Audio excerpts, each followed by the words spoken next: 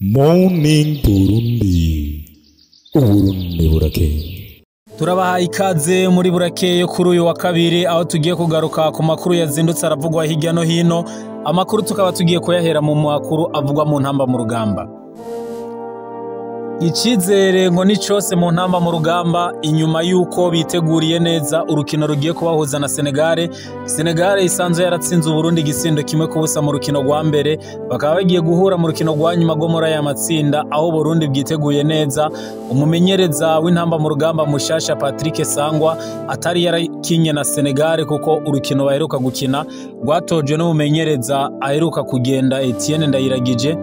Avuga yuko Burundi bwiteguye kandi intamba mu rugamba zimeze neza. Imyimenyerezo ikaba ikomeje, ikaba yakomereje hariya mu kibuga cyo muri Senegal, ikibuga ciza cyane bistiriye Abdoulaye Wade, ikibuga cyakira abantu bashika ku 50,000, kikaba arico kigiye kwakira urukino ruza guhuza intamba mu rugamba n'u Burundi uno musi.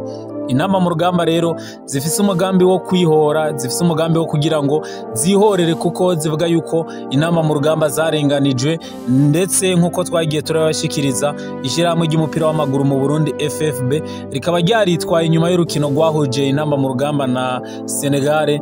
Urukino rwateje impagarara kubera ko Senegal yahawe penalty abarundi batemera yuko yari penalty. Iyo penalty kaza gutuma Uburundi butakaza amanota atatu, ndetse Uburundi bikaba biri no mu byabukwegeye, bikaba biri no mu byatumye Uburundi budashobora kuronka itike yo kugira uje mu nkino za CAN 2025. Ni urukino rero rugira kabiri ku mumenyereza mushasha Patrick Sangwa na staff yiwe aho baheruka kunganya n'igihugu ca Malawi. Umumenyereza Patrick Sangwa akaba yiteguye cyane.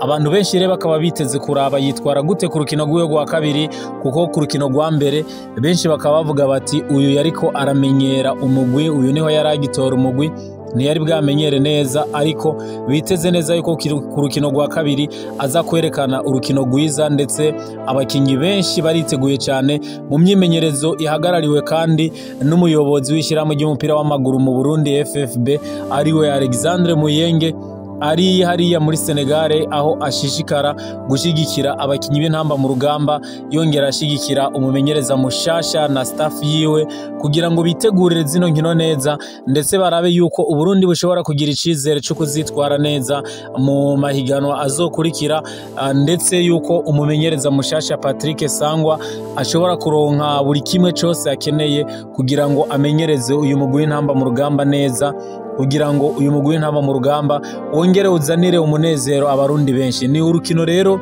bw'u Burundi na Senegal ata kintu kinini nyaruvuze, kuko umugwi wa Senegal usanzwe uri mu kibanza ca mbere mu itsinda rya R ukurikiwe na Burkina Faso. Senegal ifise amanota 13 mu gihe Burkina Faso ifise amanota 10, ndetse aba bompi rero bakaba baramaze kuronka itike yo kuja mu nkino za CAN, ndetse kandi Uburundi na Malawi bakaba bo baramaze gutakaza amahirwe yo kugira ngo baje muri zino nkino.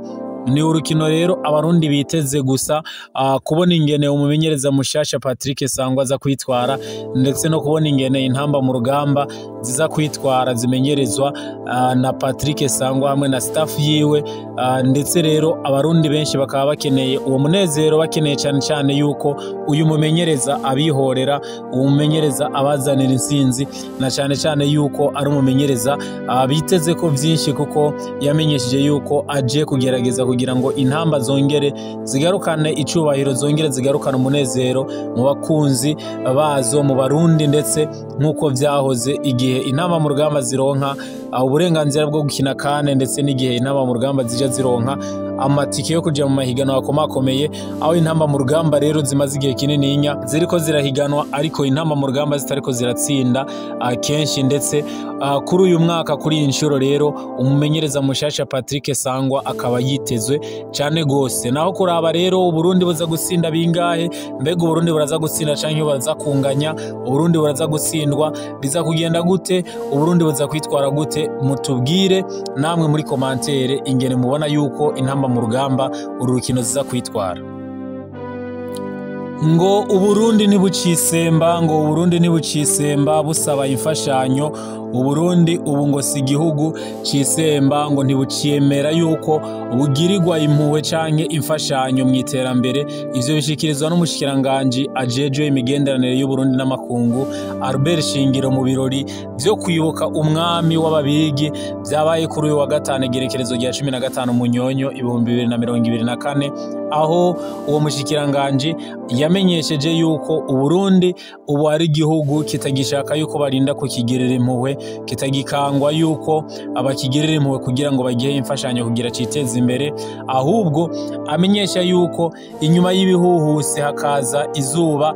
Yamenyesheje kandi yuko ibihuhusi vyahungabanije imigenderanire yari hagati y'Uburundi n'ibihugu bitandukanye. Umushikiranganji Albert Shingiro rero akaba yasiguye ko Uburundi atakindi burindiriye ku gihugu c'Ububirigi n'abandi bashaka gukorana n'Uburundi atari ugukorana mu kubahana bishingiye ku nyungu z'impande zompi, kuko nk'uko avyemeza kahise karerekanye neza ko atagihugu na kimwe ku isi cateye imbere kubera imfashanyo. None n'Uburundi nabwo nyene ngo ntibukeneye impuhwe, ariko bukeneye ibihugu biza gukorana nabo aho baronka inyungu bose. Mu gusozera, umushikiranganji Albert Shingiro akaba yagaragaje kandi icifuzo cyo gukomeza imigenderanire iri hagati y'Uburundi n'Ububirigi, ndetse abigaruka ko mu rwego rukomeye cyane, amenyesha yuko bagiye gukorana cyane nk'uko bakoranye imyaka myinshi iheze.